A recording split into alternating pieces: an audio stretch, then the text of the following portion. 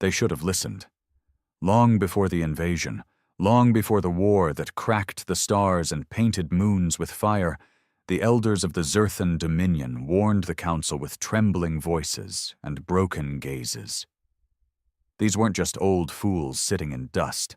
They were survivors, scarred, quiet, half-mad, each one having glimpsed the same terrible thing, humans. But the warnings became whispers, the whispers turned to mockery, and mockery gave way to silence. Silence is where arrogance grows, and arrogance, as always, would birth extinction.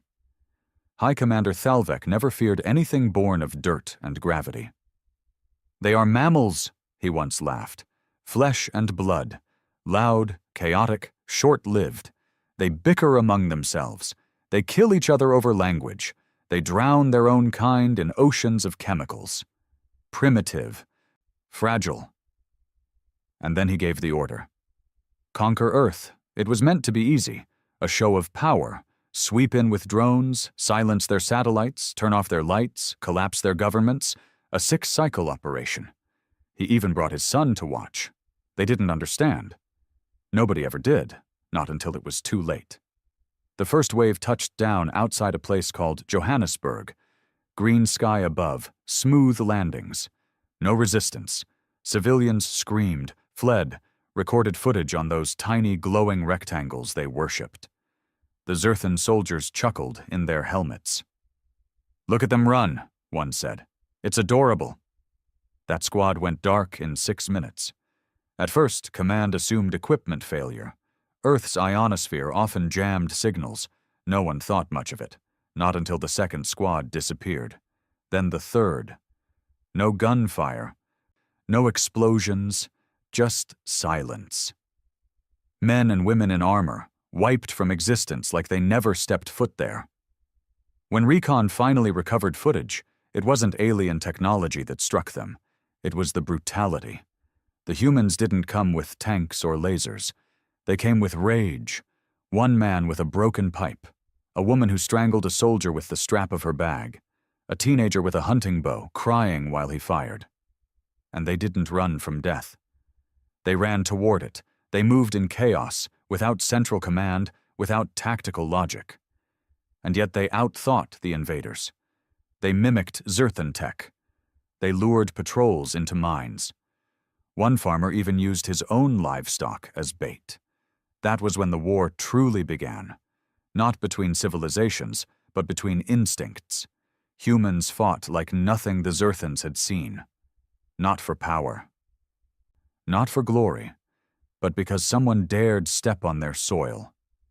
Thalvek's son died in the 3rd month, burned alive after his aircraft was dragged down with ropes and set ablaze by what their analysts labeled as pre-industrial tactics: rope, fire, and gravity. It worked. Still, they didn't retreat. They doubled the fleet, launched orbital bombardments, turned cities to ash, thinking fear would break them. It didn't. The more they burned, the more humans rose.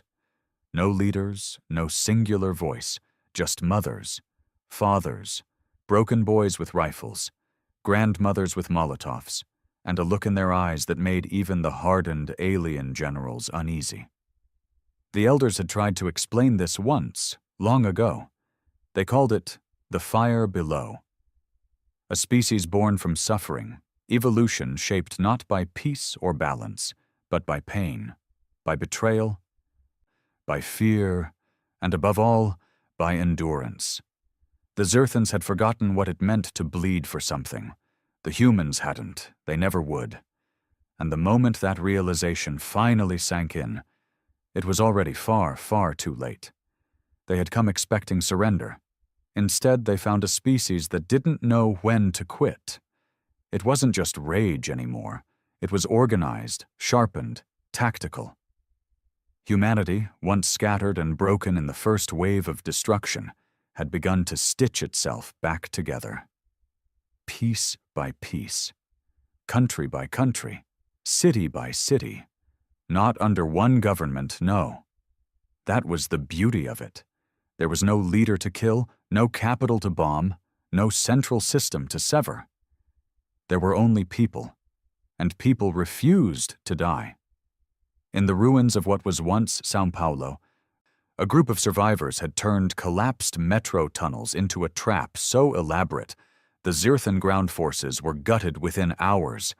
Their weapons were stolen, reverse-engineered, and redeployed within a week by civilians with no military training. One elderly man had disassembled a plasma carbine, figured out its power core mechanism, and used it to power a jerry-rigged EMP device that took down an entire patrol squad's exosuits. Elsewhere, in the frost-covered remains of northern Canada, drone ships went missing for weeks. Eventually, reconnaissance recovered footage, humans in fur-lined scavenged gear using the environment itself to mask heat signatures, and ambush dropships with ice spikes and hand-carved blades.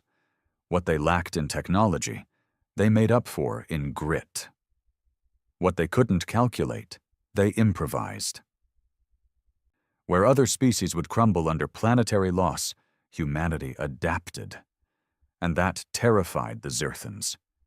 Back in orbit, Thalvek stared at the endless streams of damage reports on his command interface. Green icons, Zyrthan territories, were slowly turning red. Whole regions that had been secured were now blinking with resistance alerts. And worse, the humans were learning. They were using their own satellites again, jamming transmissions, copying signal frequencies, hijacking scout drones. Just 2 months ago, they didn't even know how to crack a translation interface. Now, they were speaking in Zirthan, mocking the command units across intercepted transmissions. One such message haunted every council chamber. A voice, male, hoarse and calm, saying, "You should have stayed in your skies. Now you're stuck in our dirt." There was no face, no location, just the voice. But it echoed everywhere, repeated like prophecy. Soldiers started calling him the Phantom. Some believed he was real. Others thought he was a myth, built to fuel morale. Thalvek didn't care. He just wanted him dead. A general named Kelvar proposed planetary sterilization. "We've done it before," he argued. 6 minor worlds reduced to ash. We have the fleet. Wipe the surface clean. Reclaim the minerals. But the elders objected. Thalvek summoned them, what remained of them. Only 4 now. Gray-skinned, hollow-eyed, speaking in dry, hissing tongues that unnerved even the hardened commanders. "We told you," one whispered. "Humanity is not a species. It's a disease of survival."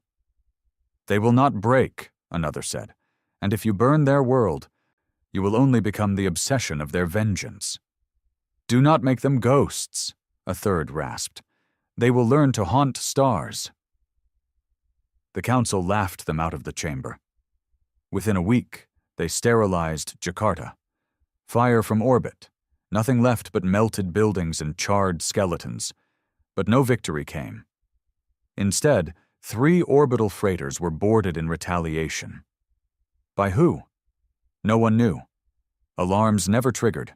Surveillance blacked out. By the time response teams entered, they found every crew member slaughtered, each body placed neatly in rows, hands folded over their chest plates. No blood, no signs of struggle. Just a single phrase scratched into the central command wall. "Eye for an eye." Thalvek stopped laughing after that. The humans weren't fighting to win anymore. They were fighting to punish. In the scorched lands once known as Syria, a resistance group began experimenting with psychological warfare.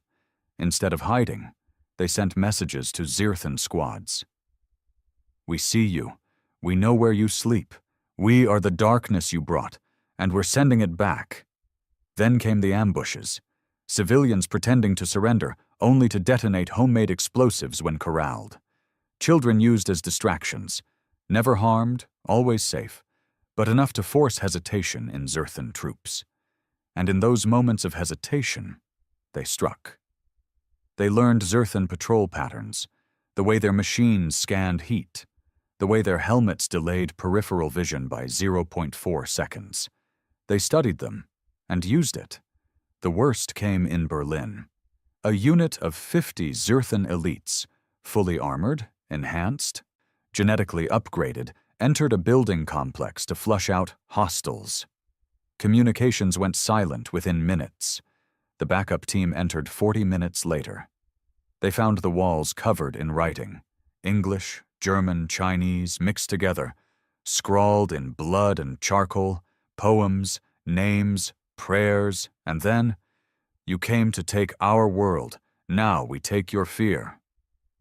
Not a single Zerthan soldier was found, only their armor, stripped, folded, placed in a circle in the main lobby, surrounding an ancient human artifact, a flag. Red, black, gold, torn, still standing. After that, many alien soldiers began requesting reassignment. Some began hallucinating, seeing human faces in the dark, hearing footsteps that weren't there, whispers in broken Zerthan, mimicking their own voices.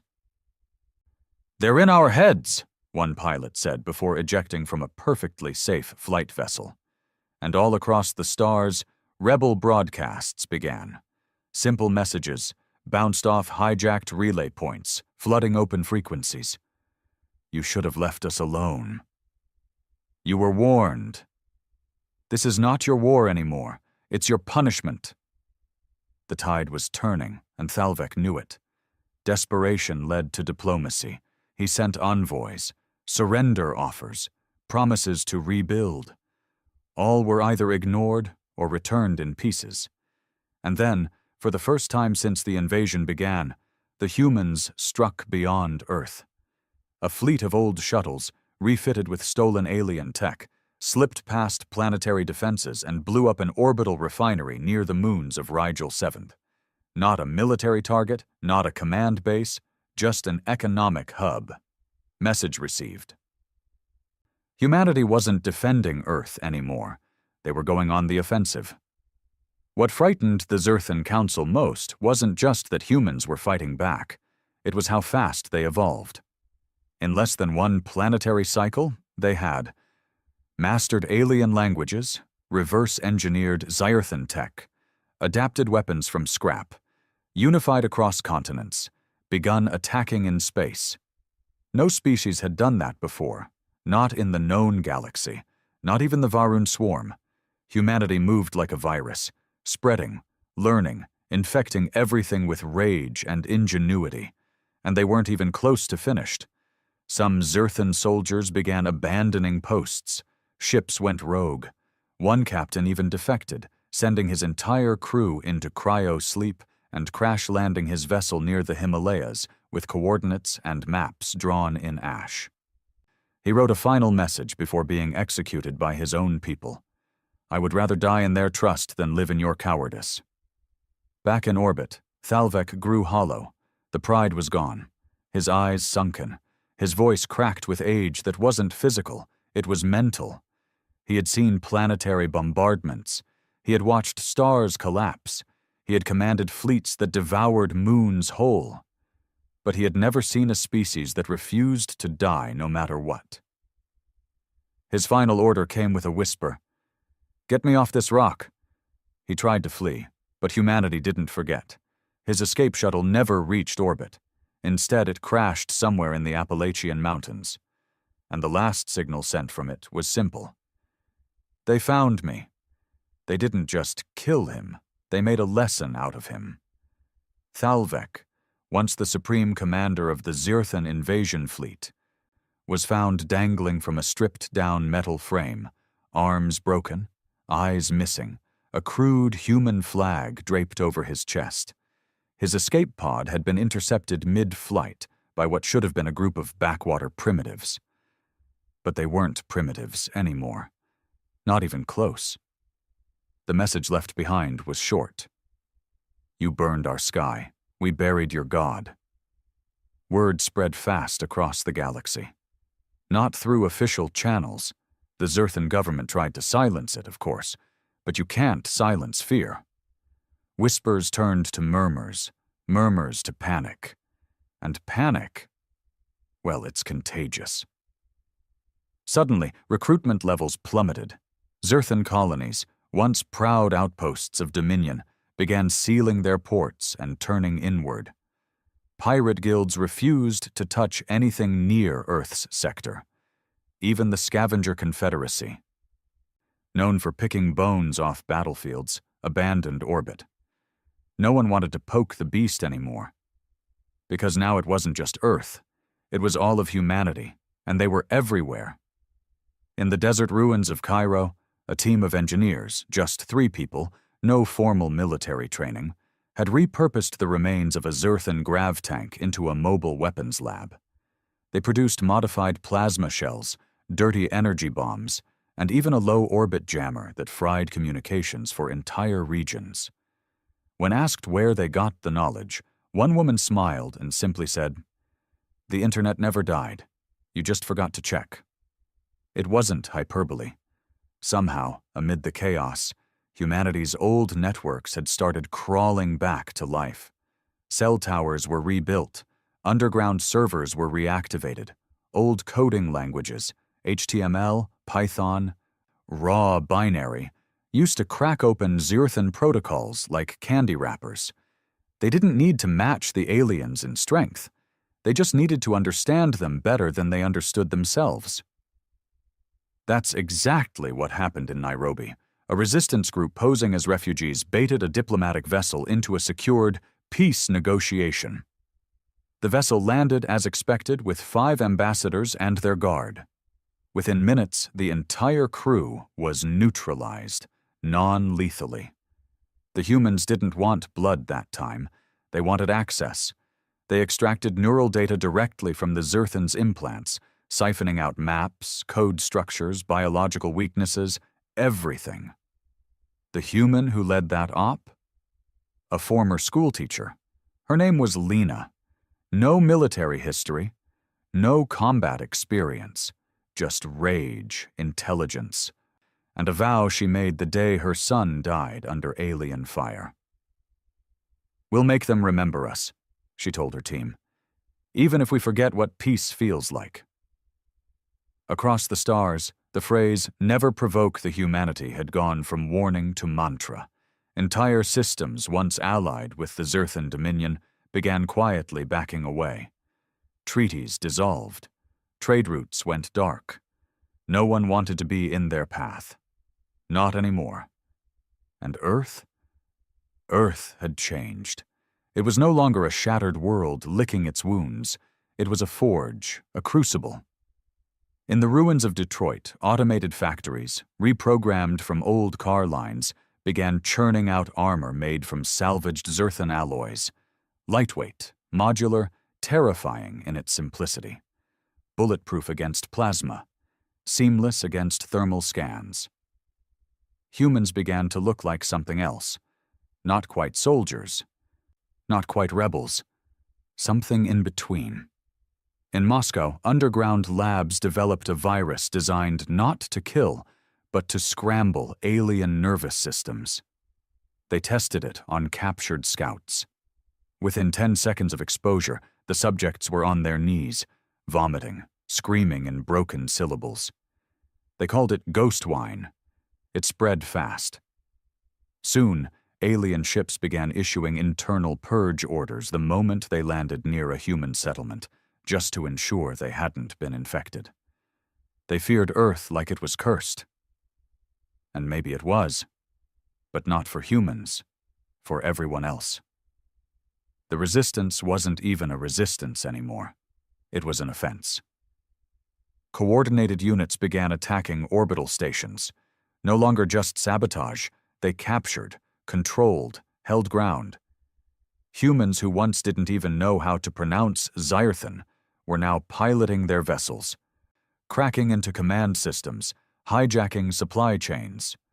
One human team made it as far as a Zerthan nursery ship near the rings of Sornak 5. The Zerthan sentry squad guarding it never saw them coming. By the time they realized what was happening, it was too late. The humans didn't kill the young. They broadcasted their capture across the Zerthan core network. "We're not like you," the message said, "but we could be." The transmission ended with coordinates. and an ultimatum. One more attack, and you'll raise your children in darkness. It wasn't about cruelty, it was about message. That's how humanity fought now, not with superior tech or larger armies, but with terror, with symbols, with psychology. They fought with scars and silence and the weight of what they had endured. And in doing so, they reshaped the battlefield into something alien even to their enemies. The Zerthans sent in assassins. Didn't work. They sent in peacekeepers. They were never heard from again. And finally they sent in reclaimers, creatures bred for annihilation, half machine, with minds connected directly to tactical AI. That's when the humans unleashed what they called Project Havoc. It wasn't a weapon, not in the traditional sense. It was a program, AI, virus, and consciousness blend. It infected alien battle networks like mold in lungs. It didn't just shut things down, it made them lie. It turned ships against each other, redirected coordinates, played ghost signals of dead captains screaming in enemy frequencies. Zerthan dreadnoughts fired on each other thinking they were surrounded. Planetary cannons turned inward. The chaos was complete. And in the middle of it all, the humans walked forward, silent, precise, eyes burning with something no species had ever seen before, the wrath of survivors who had nothing left to lose. The Zerthan homeworld, once thought untouchable, was now marked, not for invasion, for memory. Humanity didn't want to rule them. They wanted them to remember. Forever. In the broken halls of the Zerthan royal citadel, one final message was found, engraved in steel where the high priest once stood. You turned your gaze to earth. Now your stars belong to us. Fear spreads faster than war, and by now, the galaxy wasn't just at war with humanity, it was haunted by them. Across distant systems, the Zerthan dominion began to rot from within. Their colonies turned quiet. Their command lines echoed with static. Officers refused orders. Whole fleets went missing without a trace. The official records labeled it as disruption by resistance elements. But everyone knew the truth. Humanity had become a myth, and myths don't follow rules. By the time the Zerthans realized they had lost the war on Earth, it was already too late to contain it. Earth was no longer just a planet. It was a forge of nightmares. And the nightmares had grown wings. In the Vega Drift, an outer colony used to manufacture advanced kinetic projectiles was found completely abandoned. Not a single shot fired, not a drop of blood. Just empty suits, neatly stacked in piles, and written in oil across the hangar wall. We let you live, this time. In the frontier moons of Calith Prime, an entire command center detonated from within. The cause? A single crate of food shipments, tainted with nanobots disguised as salt particles. It took exactly 24 hours for the bots to infiltrate the base's AI, override its safety protocols, and turn every door into a guillotine. The signature left behind was human. Specifically, an old Earth barcode embedded in the nanobot firmware. When translated, it read, "Property of Ohio." Back on Earth, humanity was no longer celebrating victories. They didn't hold parades. They didn't name heroes. They didn't build monuments. They built labs and ships and systems. The war hadn't made them proud. It had made them ready. Underground bunkers turned into control hubs. Factories repurposed themselves weekly. Children learned basic alien anatomy before algebra. And somewhere in the remains of what was once Geneva, a council formed. Not to lead, but to prevent humanity from becoming the very monsters they fought. They called themselves the Hold. Composed of resistance leaders, scientists, and people who had lost more than they could ever recover, the Hold didn't fly banners. They didn't command armies. They oversaw balance. They reminded the humans that victory didn't mean peace, not if vengeance became a habit. But the galaxy wasn't so lucky. because not all humans listened. Somewhere in deep space, far beyond the Zerthan borders, a station floated silently. No beacons, no transponders, no signals. It wasn't in any registry. It had no diplomatic channels. It was never acknowledged in any official communication. It was called the Black Echo. A former Zerthan mining station, it had been overtaken, repurposed, and renamed by a group of humans who no longer believed in holding back. These weren't rebels. They weren't saviors. They were hunters, ex-special ops, abandoned soldiers, engineers who had seen their families incinerated, scientists who watched their children burn under plasma. They weren't interested in mercy. They were building something else, something worse. The Black Echo specialized in interrogation, except they didn't ask questions. They broke minds. Captured Zarthans were not tortured in the traditional sense. No, that would have been too simple, too obvious. Instead, their dreams were hacked, memories extracted and manipulated. They were made to relive the screams of humans they'd never met. Made to feel every death they had ordered, every bomb they had dropped.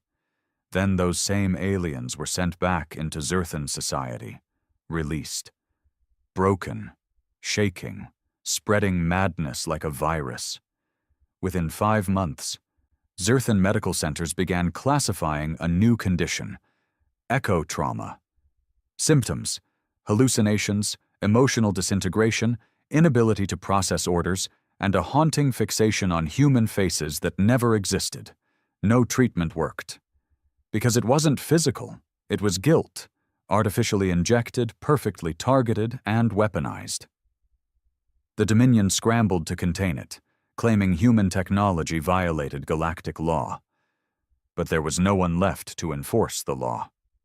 The High Council of the Andar Confederation had gone silent after 3 of its members were assassinated with Earth-made nerve agents.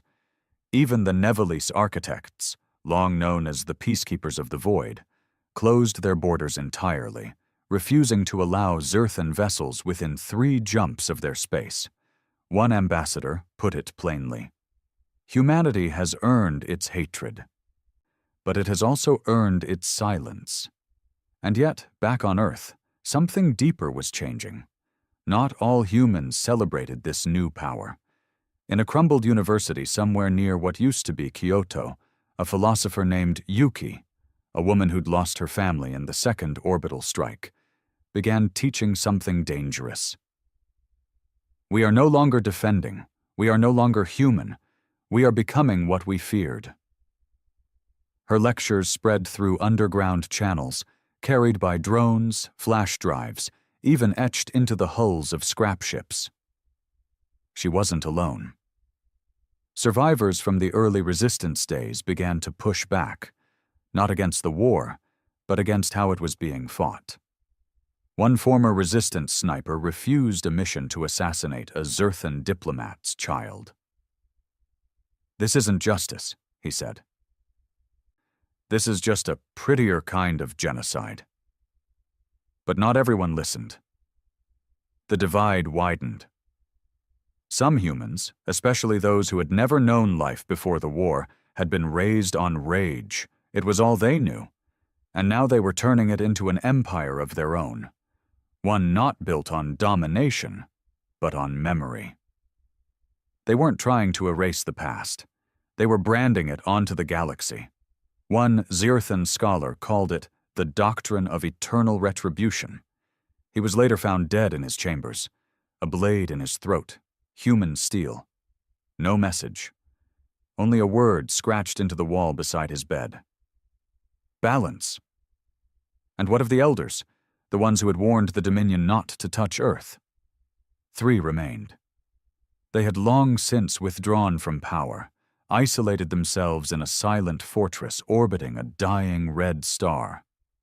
There, they watched the unraveling of the species they once helped command, and they wept. "They are doing what we would have done," one whispered, "had we been made of fire instead of bone." Another nodded.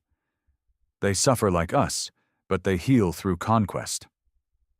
The third, oldest and blind, spoke the final truth. We warned them not to provoke humanity, but the real warning should have been... A pause, a breath. Never let them become the aggressor. But it was already too late.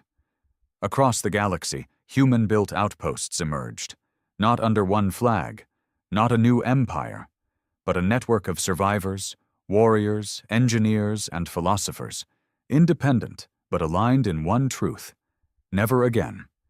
They called themselves many names. Some went with the Vigil, a watchful presence in the void. Others preferred the Dustborn, those born of ash and ruin. But the name that stuck, the one etched into every hull, whispered in alien bunkers, feared in every system that once looked down on Earth, was something older, something simple: humanity. Now it meant something else. The collapse didn't come with thunder, it came with silence. One by one, Dominion systems went dark, not through war, not through fleets, but from within. The fear of humanity had grown so vast, so deep-rooted, that entire sectors began tearing themselves apart before the humans even arrived. On Berek 9, a key fuel supply world, the planetary governor detonated his own city's reactors after rumors spread that a human fleet was inbound. There was no fleet, just a transmission, an intercepted Earth-language music file from a device that had drifted in through trade routes. A calm, ghostly voice singing, "This land is your land. This land is my land." They couldn't understand the words, but they understood the tone. Elsewhere, in the Viren Belt, 3 Zerthan clans turned on each other, accusing one another of harboring sympathies toward the humans. The skirmish lasted only 40 minutes, nearly 80,000 casualties, all because a single medical transport was found carrying Earth-developed neural stabilizers. The humans had long since stopped attacking directly. They didn't have to anymore. Humanity had become the center of gravity, pulling enemies into orbit, watching them collide on their own. But on Earth, now rebuilt, repurposed, and unrecognizable, things were less certain. The Hold, once the quiet backbone of coordination and control, found itself in a crisis. What had started as a resistance coalition was now a fractured web of ideologies. No longer united by survival, no longer at risk of extinction. Instead, they faced something more dangerous than alien fleets: power, and the temptation to use it. "We are not a people anymore," said Councillor Orlin, one of the early founders of the Hold. "We are a machine, a forge, and we forgot why we built the fire in the first place." His words echoed in private. They didn't reach the new generation, those raised in the war, born into bunkers, weaned on tales of invasion, fury, and vengeance. To them, humanity's role was clear: deliver punishment, maintain fear, never be weak again. On the edge of the Kuiper outpost, an argument broke out between 2 resistance leaders, both survivors of the early battles. One believed in peace, the other believed peace was a weak man's fantasy. "Do you know what they did to my wife?" one of them screamed. "Do you? They burned her alive while she held our daughter. There's no redemption for that, only fire." The other answered, voice quiet but firm, "Then your daughter died for nothing." They never spoke again.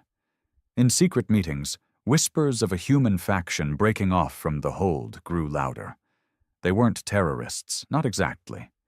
But they refused oversight. They called themselves the Crimson Path, a name born from old blood and new resolve. Their creed was brutal, concise, and chilling. No alien lives without human permission. The Crimson Path didn't negotiate. They didn't broadcast warnings. They didn't leave messages or scratch phrases on walls. They simply erased entire Zerthan outposts, support satellites, border moons, gone without explanation. And slowly, they began recruiting. Former soldiers, engineers disillusioned with peace talks, children who had never known a home before war, who now found purpose in destruction. They carved their own path, red, quiet, and absolute. Back in the galactic center, more dominoes fell. The Vatal Accord, once neutral, collapsed after a failed assassination attempt on its chancellor, traced back to Crimson Path operatives. This wasn't a human operation sanctioned by Earth. In fact, the Hold denied any knowledge of it. But the rest of the galaxy didn't see a difference anymore. To them, there was no Earth, no factions, just humanity, one identity, one threat. In response, several alien species formed a temporary alliance, the Preservation Ring, made up of the battered remains of former Zerthan allies, exiled merchant kings, and even a few artificial intelligences once deemed too unstable to exist. Their goal was simple: contain the spread of human influence. But they didn't understand the full scope of what they were up against. The humans weren't spreading through conquest. They were spreading through memory. Across trade routes, tiny shards of human culture kept appearing. A child's drawing found in a shipwreck on Andon 3. A torn paperback copy of To Kill a Mockingbird lodged in an asteroid mine. A wedding ring, carved with coordinates to a ruined chapel in the Rockies, discovered buried in a Zerthan diplomat's quarters. Each artifact whispered one thing: we survived. We remember. And now, so will you. The Preservation Ring launched a campaign. Aggressive, coordinated, and large-scale. They attacked a dozen known human outposts simultaneously, across different systems. One was a former listening post, another a medical research hub, a third was purely agricultural. They didn't just target soldiers, they targeted survivors. The backlash was immediate. The Hold declared the acts war crimes, the Crimson Path declared it permission, and the galaxy ignited again. Back on Earth, something strange was happening. Children who had never seen a Zyrthan in their lives were drawing them in crayon, burning, bleeding, dying. When asked what the pictures meant, they often replied in soft, innocent voices, "Because they're the bad ones." Parents tried to shield them. Teachers tried to change the curriculum. But the stories, the pain, had already taken root. Passed down like myths, burned into bedtime tales, carried in lullabies and warning songs. Don't go near the sky where the monsters came down. In trying to protect their children, humanity had infected them with memory. And not all of it was true anymore. The original pain had become ritual.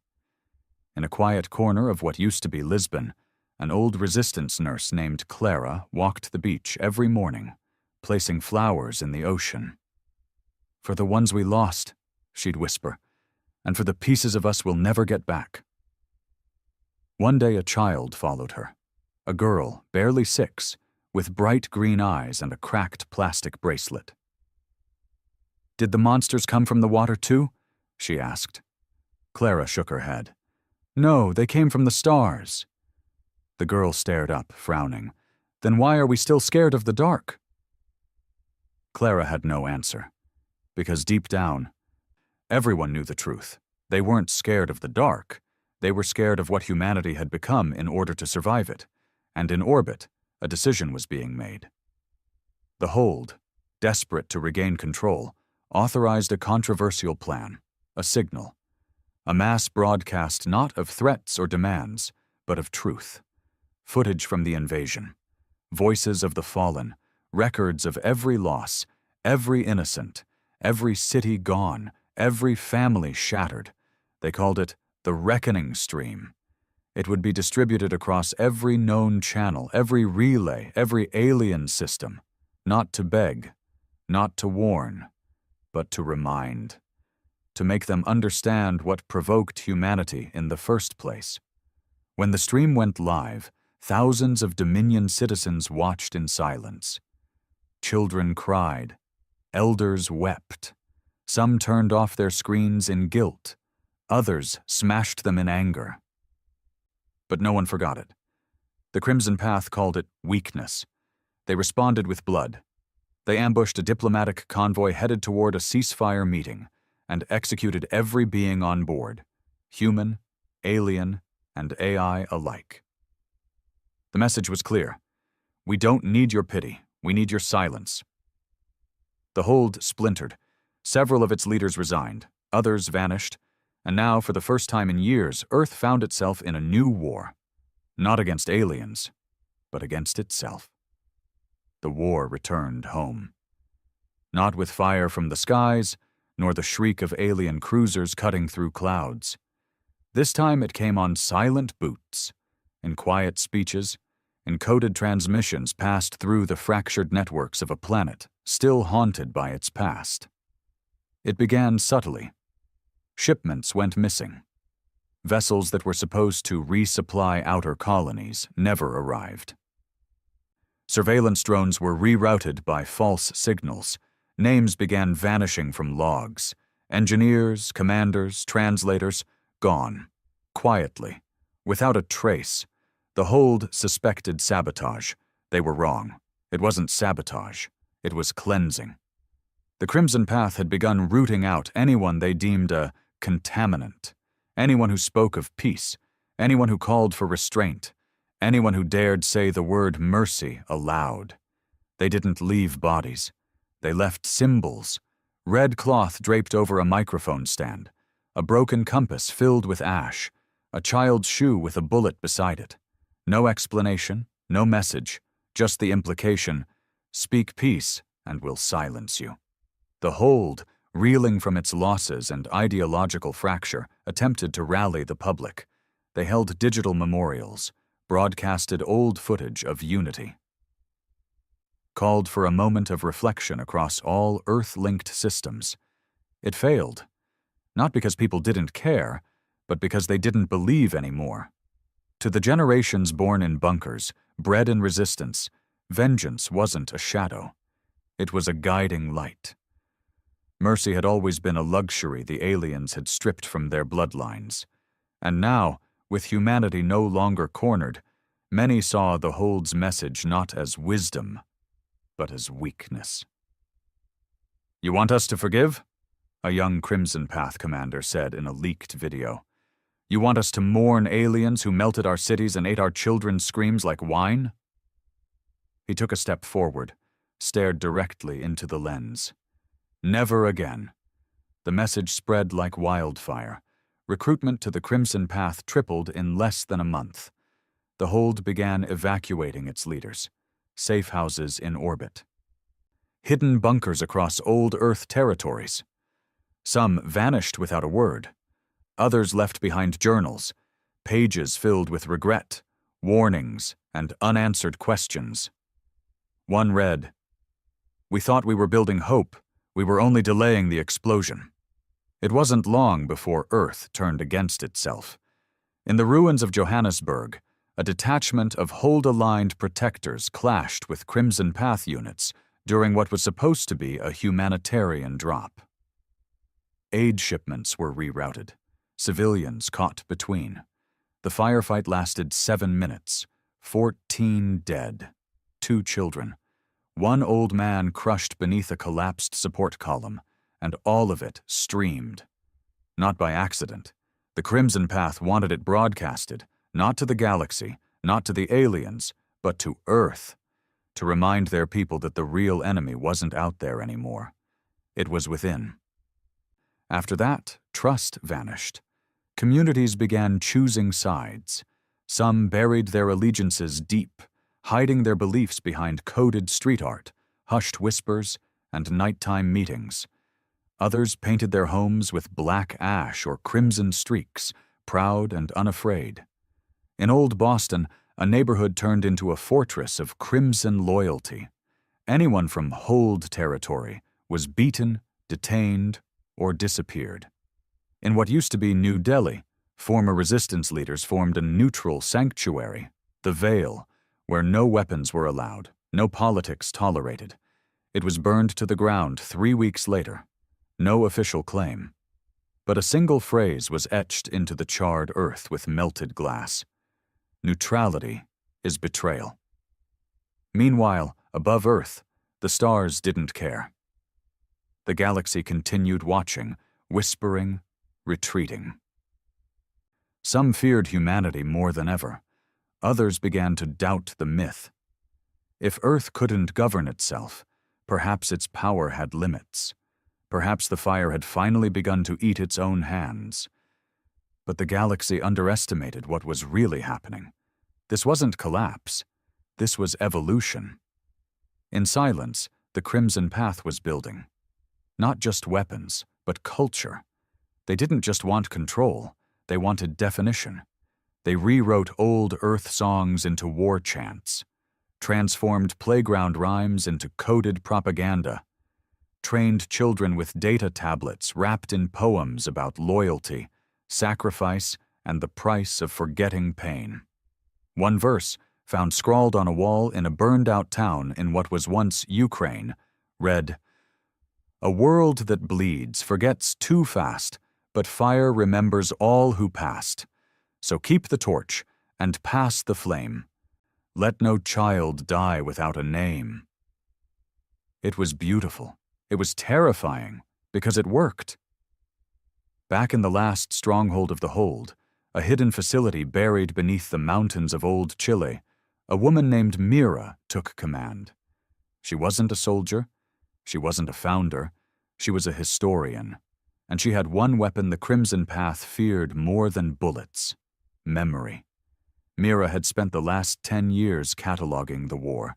Not just facts, stories, every face, every scream, every lost life, every broken vow. She recorded them all, compiled them, built a library not of information, but of pain. And now she planned to weaponize it. She gathered a team: technicians, translators, orphaned poets, defected hackers. Together they created a system unlike anything Earth had seen before: the Pulse. It wasn't a bomb, it wasn't a virus, it was a truth stream. A neural wave pulse designed to override every Crimson-controlled network for exactly 4 minutes and deliver an emotional simulation of the war's origin. Not numbers, feelings.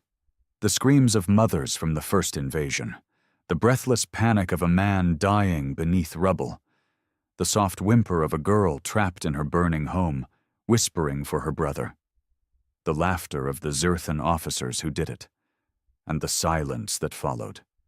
Mira didn't believe in telling people what to think. She believed in reminding them who they were before pain took that away.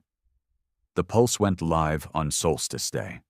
At precisely 04 Ausart UTC, across every Crimson Path terminal, every device, every comms channel, the world froze. And for 4 minutes, Earth wept. Some dropped to their knees. Others screamed. A few threw their weapons down and sobbed until their voices cracked. A few, just a few, turned their guns on their own commanders. The Pulse didn't end the war, but it slowed it. The Crimson Path retaliated, of course. They hunted Mira, burned archives, bombed what remained of the Hold's sanctuaries. But they couldn't erase the memory anymore, because now it wasn't just digital. It lived in people again, in whispered poems, in tears, in the small, simple act of one man choosing to bury his enemy instead of leave him rotting in the mud. Across the stars, the galaxy watched, and for the first time they didn't see monsters. They saw humans again. Broken, bleeding, splintered, but human. And it was then, only then, that the galaxy realized the truth. They hadn't lost a war. They had birthed a species that could never be conquered again. Not because of weapons, not because of rage, but because humans had become something terrifying, a species that remembered everything and made sure everyone else did too. No one saw the sky fall, because it didn't fall in fire or fury, it fell in silence. The satellites stopped responding. Long-range sensors blinked out, one by one. Then the stations, the orbital rings, the weather drones. Quiet shutdowns. Not explosive, not violent. Just gone. The Crimson Path assumed it was sabotage. The Hold claimed no responsibility, but Mira knew. It was happening. The final play. Not one of domination, not of conquest, but of truth. The pulse had worked. Not on everyone, not even most, but enough. It planted seeds, doubts, cracks in the mirror that Crimson leaders had carefully polished since the war's early days. A mirror where Earth was pure, righteous and wrathful, justified in any violence, absolved of any excess. But now people saw things they couldn't unsee. A boy, barely 15, who had been training in a Crimson barracks near what was once Lagos, shot his instructor in the chest. He said he remembered the pulse. Not what it showed him, but how it made him feel. He begged for his mother, the boy whispered. The alien I killed. Just like I used to. In Old Sydney, a Crimson bomber defected mid-mission, flew his ship directly into the ocean, left a message behind. If we keep becoming them, who's left to avenge? The Hold, what was left of it, didn't cheer, didn't claim victory. They just watched, waited, kept the memory flowing like water through cracked pipes. Mira's team expanded the pulse, not with new data, but with testimonies, survivors, children. Even defected aliens who had once fought against Earth but were now in hiding, hunted by their own people and their former enemies alike. One message came from an ex-Zerthan commander. It began, "We thought your strength was in your anger. We were wrong. It was in your remembering." The message went viral, until Crimson scrubbed it. But even Crimson couldn't erase everything now, because the doubt had a heartbeat. Commander Alrek, the de facto leader of the Crimson Path, wasn't born in fire. He was born in a hospital built from rubble to parents who had fought in the first wave of resistance. He had seen what the aliens had done. But more dangerously, he had seen how effective fear could be. He turned that into a doctrine, into discipline, into fire. To his soldiers, he was legend. To the Hold, he was nightmare. But to himself? He was the balance Earth needed. "I'm not the villain," he told his inner circle. "I'm the reason the galaxy still trembles when it sees our name. We forget that, and we go back to begging, bleeding." So, when his spies confirmed the Hold was hiding Mira in an old Arctic bunker, he didn't hesitate. He sent a kill team, elite, silent, efficient. But they didn't find Mira. They found a network of humans, aliens, defectors, and rogue AI, all working together, not to fight, but to heal. One of the Crimson soldiers, a woman named Irina, paused when she saw a wall covered in names of the dead, of both sides, and on that wall, in clear black ink, was the name of her brother, a Crimson martyr. She asked Mira's team, "Why is his name here?" The answer, "He died. That's enough." Irina didn't fire. She turned her weapon on her own unit, and she wasn't the last. Meanwhile, Mira had moved on. She knew the walls were closing in, that the Crimson Path wouldn't stop. But she wasn't trying to stop them anymore. She was trying to outlive them, not with guns, not with sabotage, but with ideas. She had begun embedding memory packets, miniature archives of testimony, emotion, and footage into the architecture of Earth, hidden in steel beams, concrete slabs, wind turbines, and water filtration systems.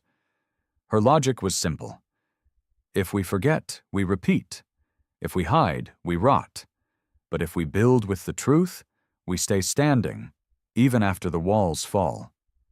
One of her team called it a new kind of pulse, a living pulse, a quiet resistance built into the very bones of civilization. Crimson Path wasn't blind. They saw it, and they began burning. Libraries, archives, monuments, Any reminder that the war had ever been more than a righteous blaze was reduced to smoke.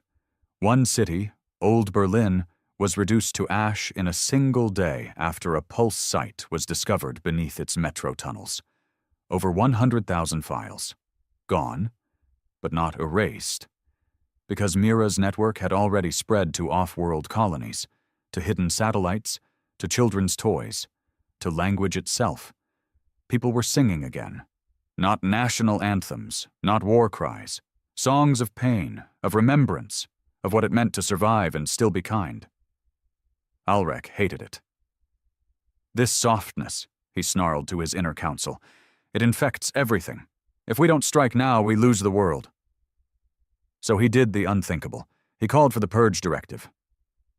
1 week, all suspected sympathizers to the hold were to be identified, detained, or eliminated. It was swift. Cold. Unapologetic. Nearly 200,000 detained across Earth and colonies. More than 20,000 vanished. Even some within Crimson began to question it. Is this protection? One operative whispered to another. Or fear in armor? But they didn't rebel. Not yet.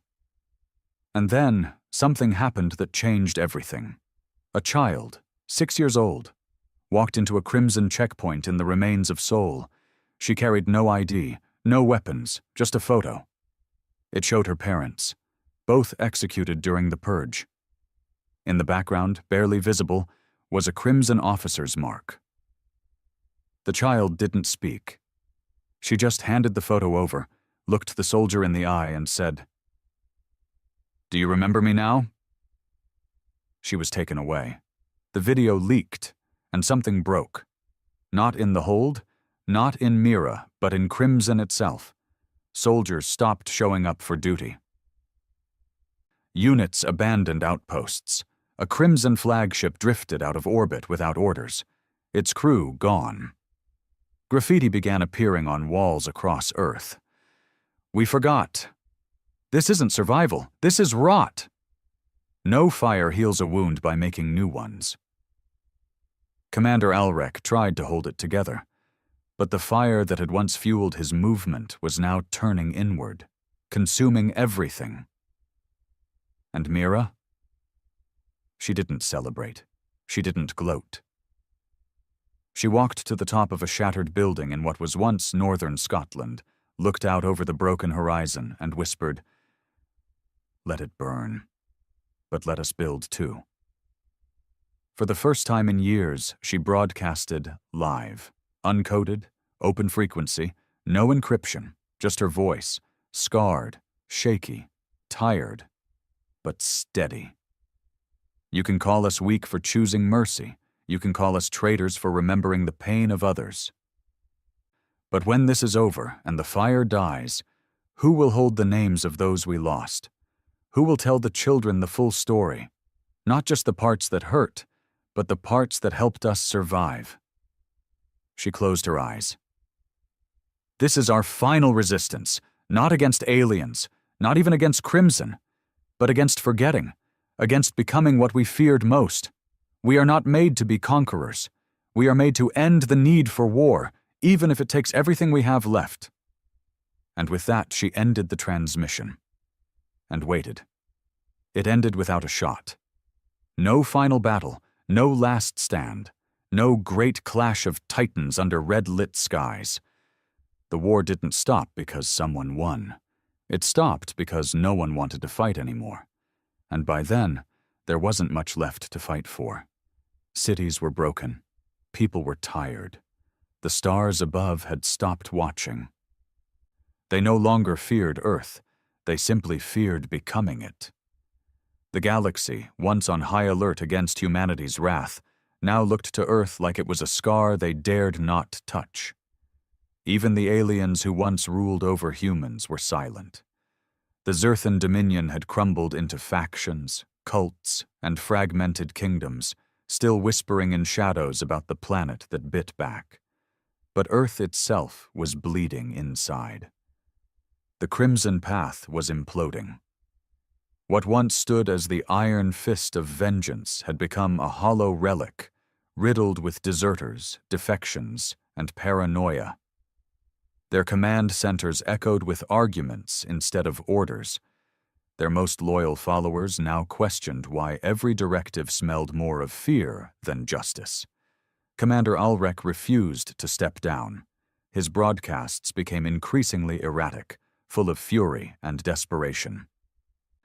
"Do not listen to traitors who speak of mercy. They will make us pray again. We built this world from ash. We do not owe kindness to those who tried to erase us." But even among his inner circle, the silence grew. Because in the bunkers and dark halls where Crimson used to celebrate domination, now there were only the echoes of children crying in their sleep. Children who didn't know why their parents burned books, erased names, and hunted people for simply wanting to remember. Then came the message. It wasn't from Mira. It wasn't even from the Hold. It was from someone no one expected. A Crimson child, 13 years old.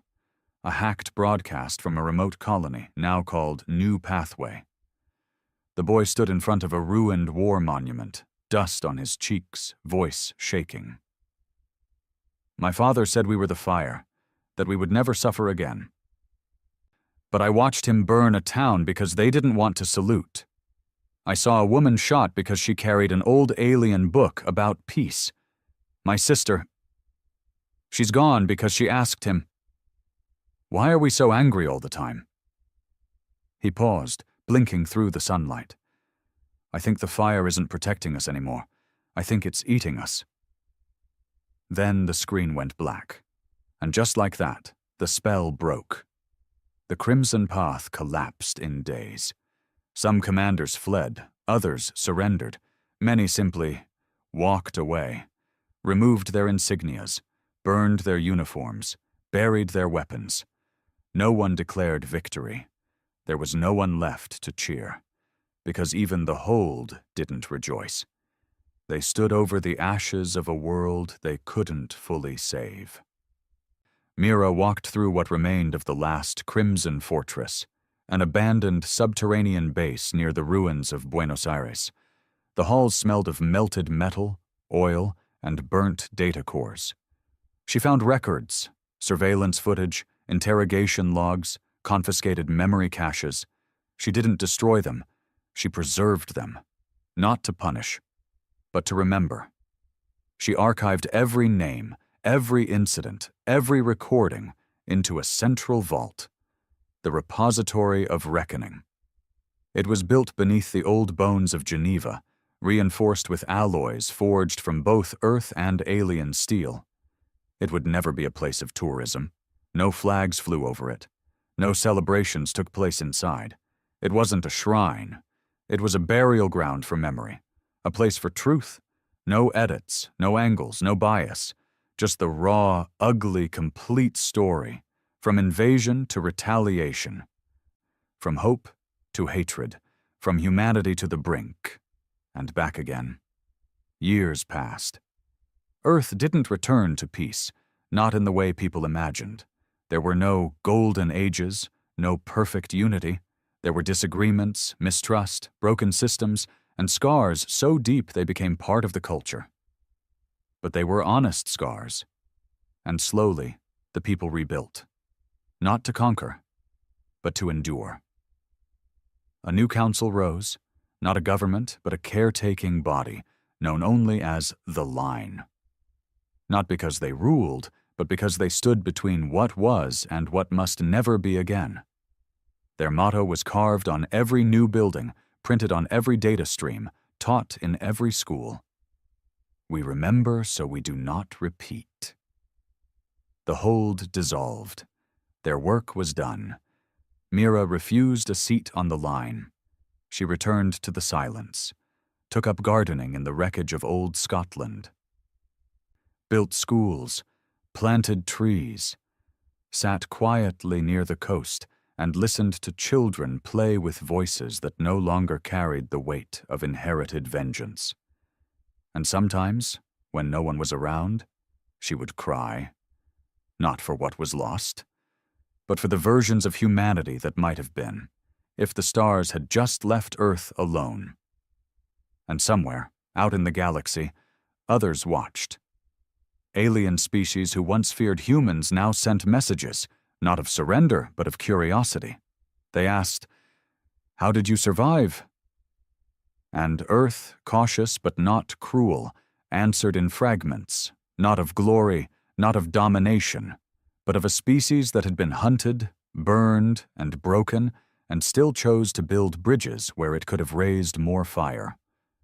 One alien envoy, a diplomat from the Tyseri conquered, stood on Earth's soil and whispered during a memorial ceremony. "We thought your fury was your power, but it was your sorrow. That's what we feared the most." In time, even the name Crimson Path became a cautionary tale, not forbidden, taught, discussed, debated, preserved in every history archive alongside the Zerthan invasion and the Pulse, not as villains, but as a symbol of what happens when pain is never given space to breathe. Generations passed. Some wanted to forget, but Earth never did. Because forgetting is what made it possible in the first place. And deep inside the repository of reckoning, one final entry sits at the end of the timeline. A simple recording. Mira's voice. If you are hearing this, it means you're alive, and that means you have the gift of choice, to build. To burn, to remember, or to forget. We didn't always choose well, but we tried. That's all we ever really did. She pauses just once. They said, "Never provoke the humanity." But they were wrong.